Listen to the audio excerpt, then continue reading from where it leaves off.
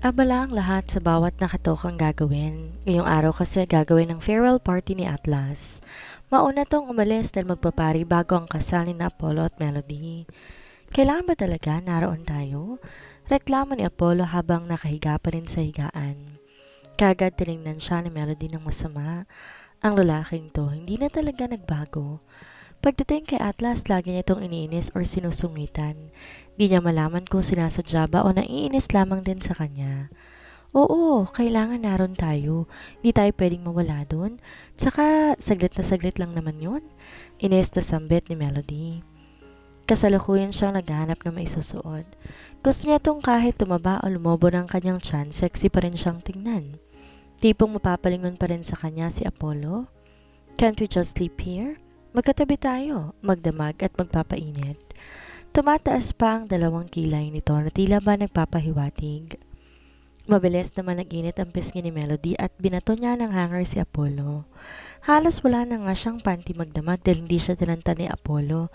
Pagkatapos ngayon umaas ng bitin ito. Hindi mo ako masisisi, love. Ang sexy mo pa rin kasi, nakakagigil lalo. Natatawa namang tugon ni Apollo. Napairap na lamang si Melody bago pumasok sa loob ng shower room. Na makapasok siya kaagad sumilay ang ngiti sa kanyang labi. Talagang hindi pa rin nagbabago ang tingin sa kanya ni Apollo. Masarap, sexy at maganda pa rin siya sa panin nito. Ang ibang asawa mabilis magsawa kapag nakita nilang ang daming nagbabago sa kanilang asawa gawa ng pagbubuntis. Laking pasalamat niya at tulad ni Apollo ang mga to. Mas proud pa nga ito kaysa sa sarili niya ngayon.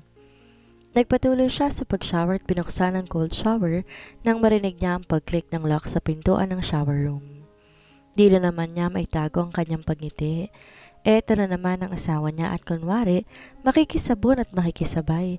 Pagkatapos, iba naman talaga ang pakay. Ako na magsasabon sa'yo, love. Alam kong di ka na makayuko eh. Bulong ni Apollo sa kanyang tenga habang nasa ilalim sila ng shower room. Sabon lang ah, natatawa niyang saad. Di naman sumagot si Apollo, lihim lamang nang umingiti. Are you sure bababa pa tayo? Natatawa na namang tanong ni Apollo. Nakabihis na sila ngayon at nakaayos na. Kulang na lang talagang bumaba na sila. Naiiling na lamang si Melody dahil para bang ayaw siyang pagpahingahin ni Apollo. We will calm down, Apollo. Nakarami ka kanina.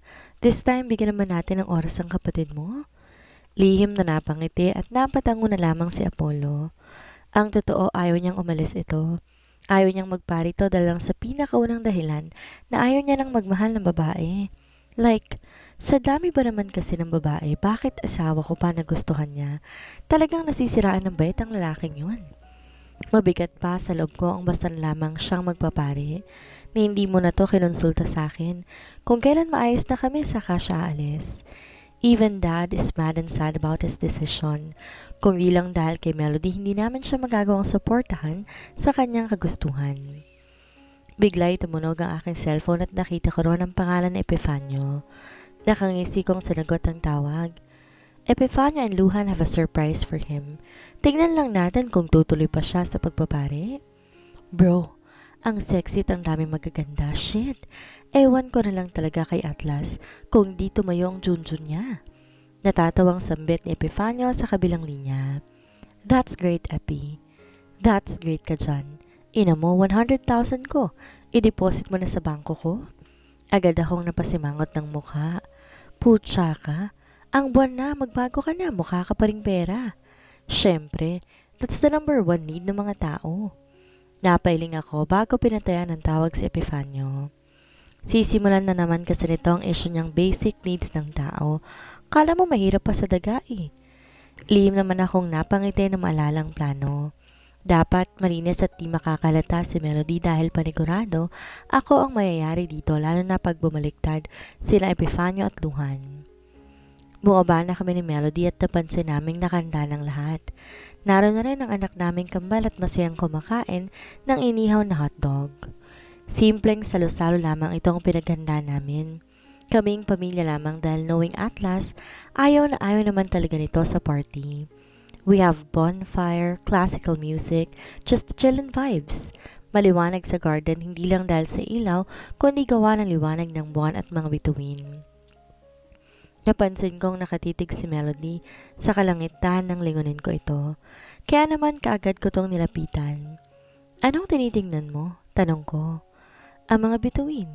Tinitingnan ko sila isa-isa dahil baka mamaya makakita ko ng bulalakaw, mag-wish ako. Parang batang sambit niya. Napangiti ako. Bulalakaw? Hindi naman yata totoong tinutupad nito kung ano magiging wish mo. Sadyang pinaasa lang tayo ng mga magulang natin ng mga bata pa tayo. Hinampas ni Melody ang braso ko. Aray naman, love, pag-angal ko. Masyado ka kasing negative. Hindi nagkakatotoo tuloy yung wish mo. Masungit na nitong tugon. Niyakap ko to mula sa likuran para mawala ang pagkainis nito. Walang sabing hinalikan ko ang kanyang leeg. At kaya naman nagulat siya sa aking ginawa at hindi sinasadyang mapaungol. Punyemas ka talaga. Galit na naman itong sigaw at tuluyang lumayo sa akin. Naiwan akong natatawa habang narito, hindi kalayuan sa kanila. Napatingin akong muli sa kalangitan. Well, umaasang baka may makikitang bulalakaw? As if naman, bulalakaw? Saan? Tanong ni Melody. Nanakita kong bigla at binanggit sa aking isipan ang aking hiling. Naramdaman kong bigla ang paghatak ni Melody sa damit ko. Anong wish mo? Curious na tanong ni Melody. Umiling ako. Bawal sabihin, baka hindi magkatotoo. Ano nga? Tila ba nauubusan ng pasensya si Melody. Ang wish ko, sana, kambal na baby girl nasa tiyan mo. Biglang nanlaki ang kanyang mga mata. Sunod-sunod akong pinaghahampas. Punyemas ka, ikaw umire, ikaw magdala. Bawiin mo yung wish mo. Sigaw nito ngunit di na ako nakinig at tumakbo patungo kila daddy. Ipapaputol ko yung sandata mo kapag kambal ang anak natin. Malakas sa sigaw ni Melody. Biglang nanambot ang tuhod ko. Napatingin sa aking gitnang bahagi. Ganon din sila daddy at sabay-sabay silang tumawa. Bawiin mo yung sinabi mo, love. The more the merrier. Bubuo tayo ng isang basketball team at volleyball team. Bumuo ka ng team mag-isa mo. Team Melody. Team Apollo, sabay-sabay na sigaw nila. Halos walang paglagyan ng kasiyahan namin ng mga oras na yon habang si Atlas. Teka, nasa na nga ba si Atlas? Nautusan si Atlas na magpunta sa bahay ni Epifanio para kuhanin ng gitara. Ewan ba niya kung bakit siya pang kailangan magpunta, samantalang pwede naman na siya na lang. Pero since malapit lang naman to sa mansyon at di naman kalayuan at isa pa, huli na rin naman na ito. Hindi na siya nakipagtalo pa. Masyado marami na silang ginawa kanina para sa kanyang party. Pagpasok pa lang niya sa pintuan, biglang namatay ang ilaw sa buong bahay. Pilit kinakapa niyang switch sa gilid ng pader ngunit wala siyang mahawakan. Bigla ding lumiwanag ngunit disco lights ang sumalubong sa kanya. At mga hubad na babae ang siyang sumasabay sa indayog at lakas ng musika. Kaagad siyang napapikit at napadasal. Grabe namang pagsubok to, Lord. Ito na ba ang pagsubok bago ko magpare? Pinagpapawisan ako at akmang lalabas na ng bahay ni Epifanio nang biglang may humawak sa balikat kong dalawang babae. Lalo kong nanigas sa aking kinatatayuan. Knowing hubot-hubad sila at isang dampi lamang ng balat nila sa akin ay isa ng malaking kasalanan. This is the best trial ever. Ito lang nga bang sinasabi ko eh. Di talaga maganda ang kutob ko sa ideyang gitara kanina ni Epifanio. Natitiyak kong plinalo nila tong lahat. Wow, nandito ka na pala? Napadilat ako nang marinig si Epifanio. He is fudging wearing only boxer shorts. Kala ko ba may relasyon sila ni Grace, bakit dalawang babaeng nakalingkis dito ngayon? This dickhead wanna be dead already. Mananagot to kay Milandro kapag nalaman ito to. Ano to, Epifanio? Salubong ko habang may mga babae pa rin sa magkamila ang gilid ko. A farewell party for you, ano ka ba naman? This is your last day here, bakit di mo gamitin ang huling araw mo dito at tikman mo lahat ng babaeng inihanda ko sa'yo? Malilinis lang na to. 100% from the aquarium. Hinila ako ni Epifanio tungo sa isang kwarto na tahimik. Naiwan ang mga babae sa labas. Mabutit naisip niyon dahil di talaga kami magkakaintindihan sa lakas ng ingay at musika. Napabuntong hininga ako at naupo sa sofa. Ang taba talaga ng utak ng mohong na to eh.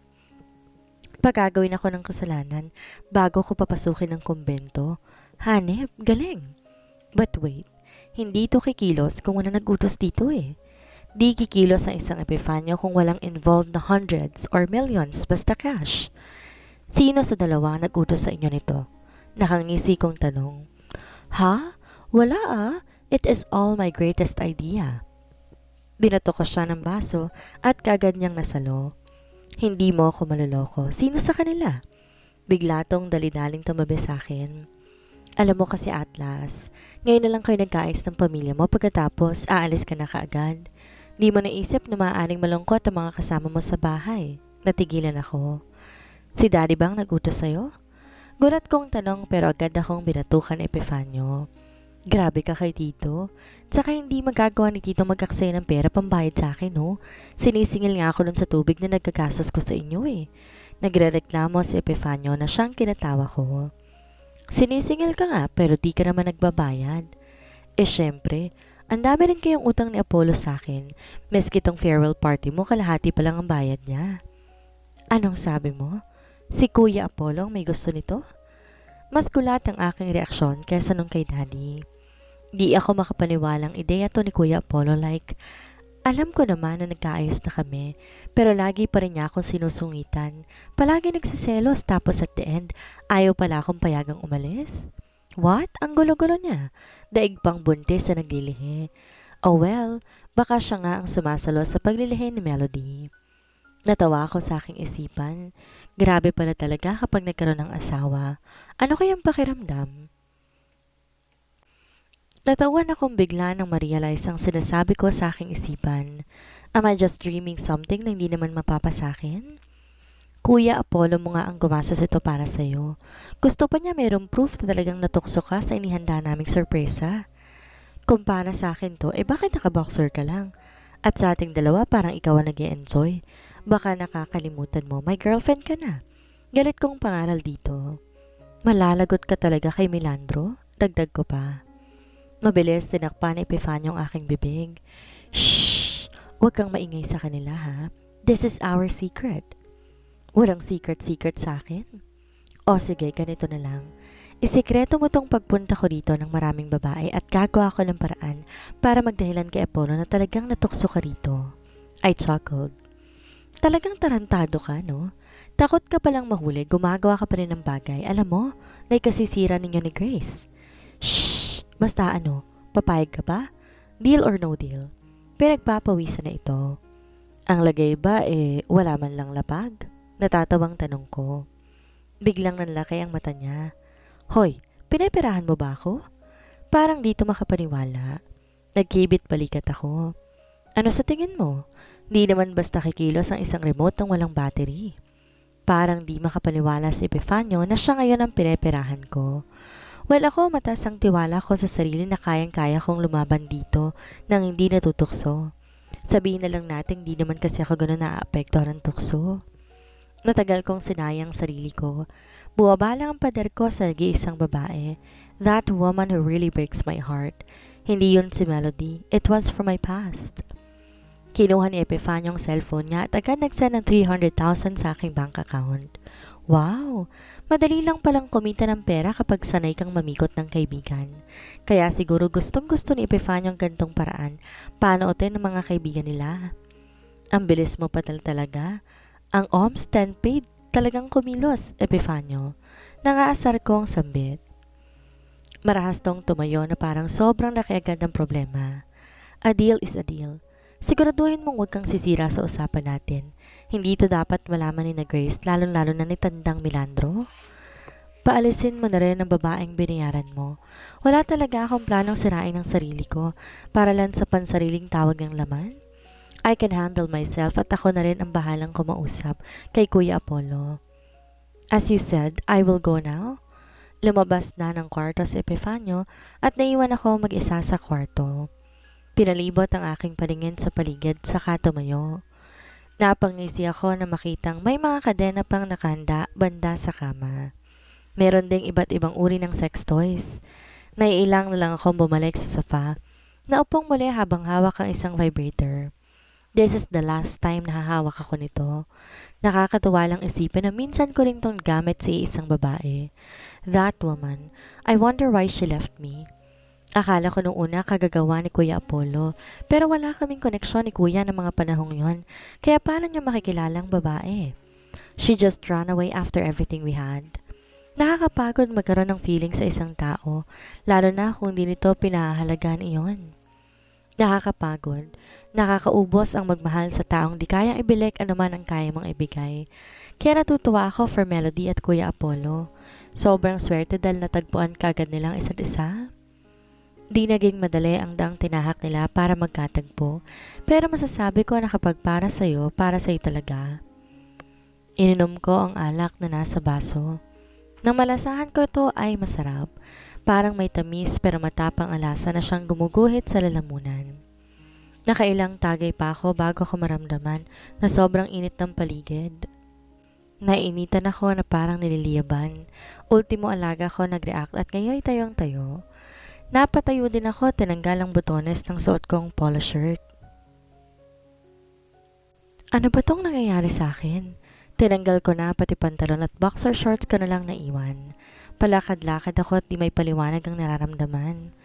Muli kong nilagok ang alak sa baso ko na ako mismo nagsalin. Nang maubos ko at takmang ilalapag, napatulala ako.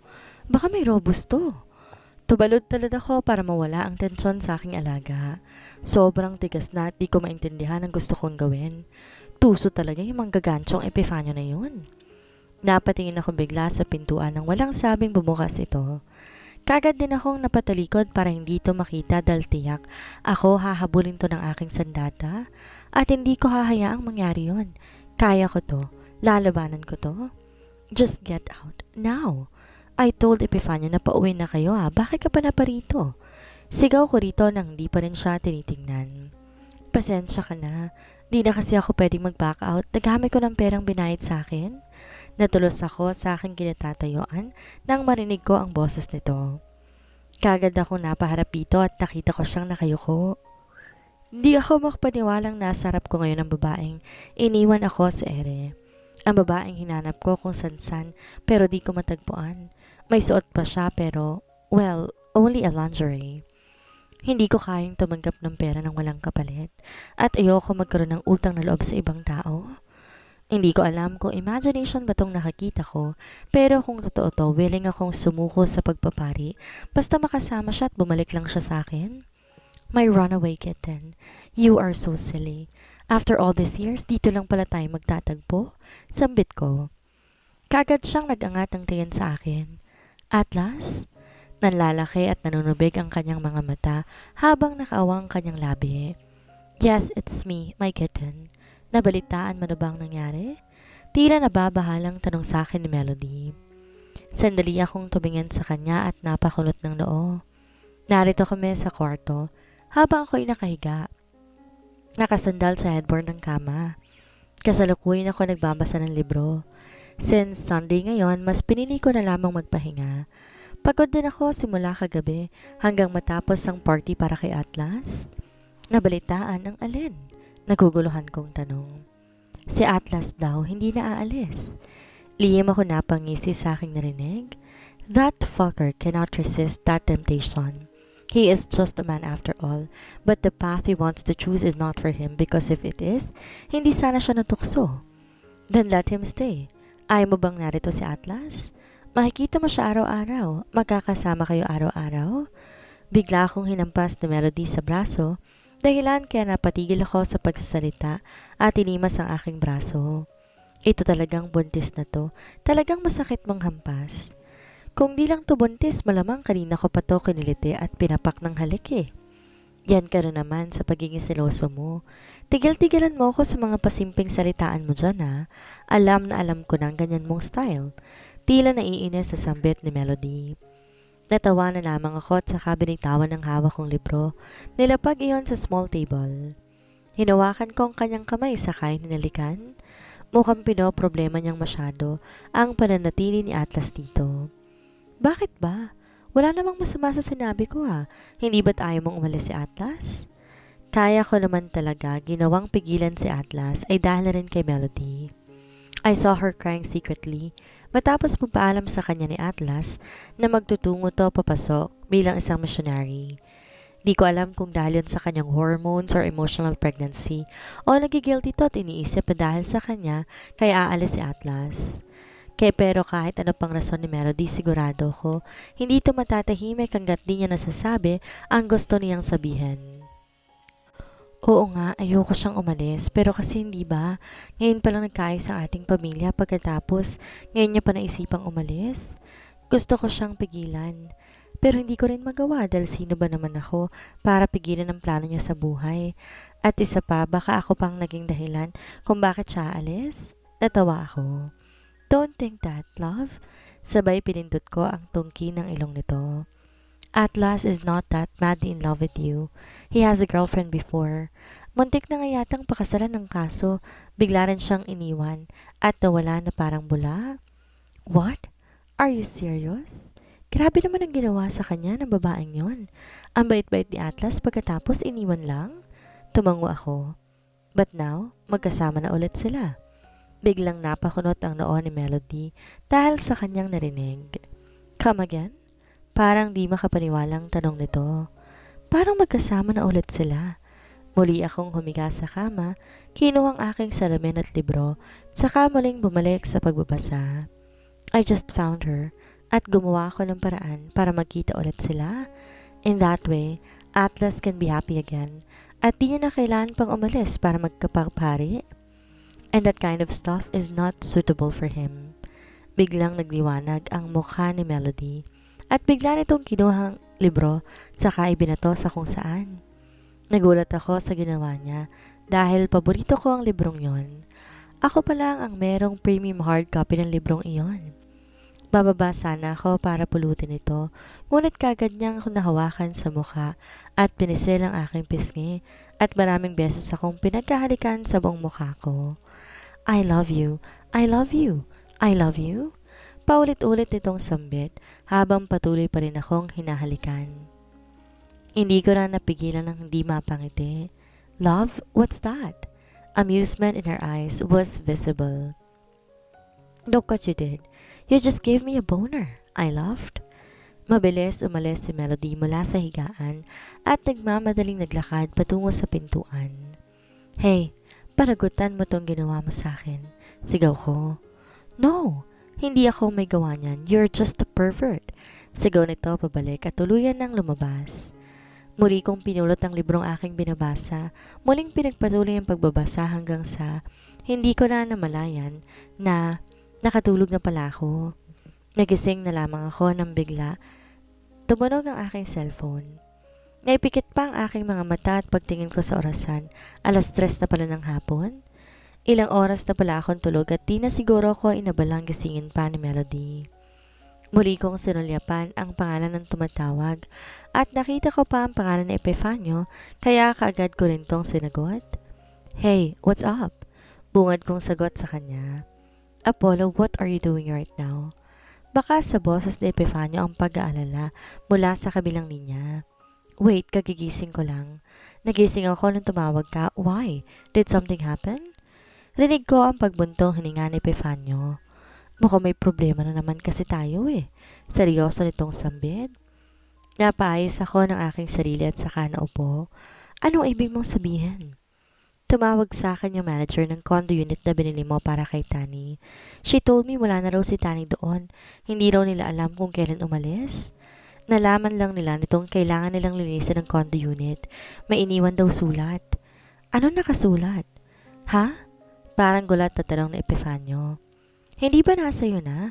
Pinadala ng condo manager sa mismong address mo. Napakunot ako ng noo. Wala pa ako natatanggap. Para naman akong natauhan ng maalala si Melody. Melody might have that. Pinatay ko ang tawag at mabilis bumaba ng kama tsaka agad lumabas ng kwarto. Dire-diretso patungo ng kitchen. Ngunit wala doon si Melody. Diretso ako ng sala pero wala pa rin ito doon. Nang magtungo ko sa hardin ay nakasalubong ko ito at mukhang pabalik na sa loob at doon ko palang nakita ang hawak itong papel. Mukhang napansin ni Melody ang pagtingin ko sa papel kaya inabot niya ito sa akin. Galing kay Tani. Mukhang nagkabalikan na muli sila ni Melvon. That's good news, love. Pagpapanggap ko na parang wala akong alam. Pero bakit parang ang bigat sa dibdib ko? Parang may hindi tamang nangyayari. Don't stress yourself. I am sure masaya na sila. A happy family. Tuluyang lumapit sa akin si Melody. Saka ako niyakap na mahigpit. Sana nga. Sana nga masaya na si Tani. Bulong nito na bakas pa rin ng pag-aalala.